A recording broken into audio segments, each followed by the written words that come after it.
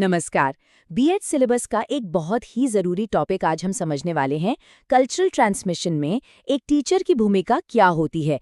ये एक ऐसा सवाल है जो एग्जाम्स में अक्सर आता है, तो चलिए इसे अच्छी तरह से तैयार करते हैं। तो सबसे पहले ये कल्चरल ट्रांसमिशन होता क्या है? देखिए, बहुत सिंपल है। ये वो प्रोसेस है जिससे कोई भी समाज अपनी जो भी जमा की हुई नॉलेज है, जो स्किल्स हैं, जो वैल्यूज हैं, उन्हें एक जनरेशन से दूसरी जनरेशन तक पहुंचाता है। मतलब बिल्कुल वैसे ही जैसे हमारे घर के बड़े हमें अपनी परंपराएं सिखाते हैं, कहानियां सुनाते हैं।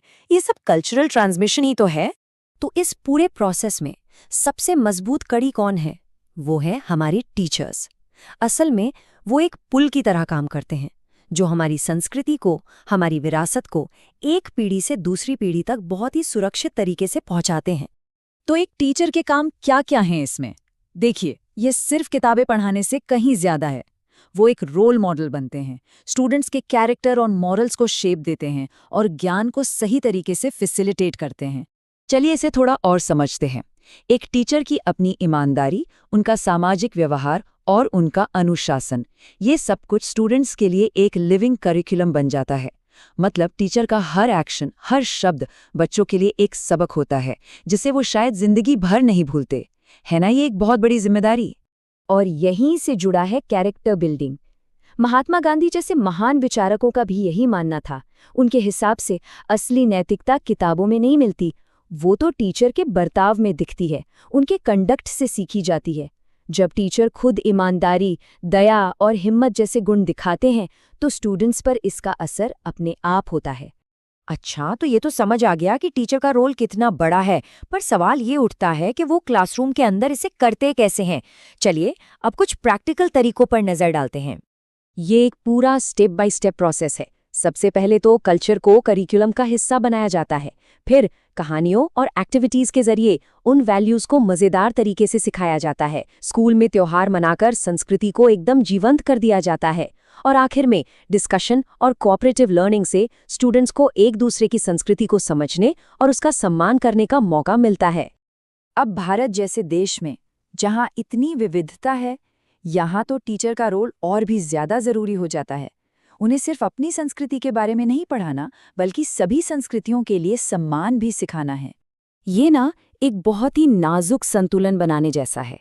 एक तरफ टीचर स्टूडेंट्स को अपनी जड़ों पर, अपनी विरासत पर गर्व करना सिखाते हैं, और दूसरी तरफ उन्हें ये भी एहसास कराते हैं कि हम सब एक बड़े भारतीय परिवार का हिस्सा हैं जो डेमोक्रेसी और भाईचारे जैसे मूल्यों पर टिका है। तो ये हार्मनी बनाने के लिए टीचर्स क्या करते हैं? वो सहनशीलता यानी टॉलरेंस, सेक्युलरिज्म और भाईचारे जैसी वैल्यूज को बढ़ावा देते हैं। वो बच्चों को सिखाते हैं कि अपने क्षेत्रीय या धार्मिक मतभेदों से ऊपर उठकर एक दूसरे का सम्मान करें, क्योंकि यही एक शांत समाज की असली नींव है। आखिर में बात करते हैं कि इस पूरी भूमिका का एजुकेशनल और सोशल सिग्निफिकेंस क्या है। हमें ये समझना होगा कि ये सिर्फ एक टीचर का काम नहीं है, ये तो हमारे पूरे समाज की नींव को मजबूत करने जैसा है।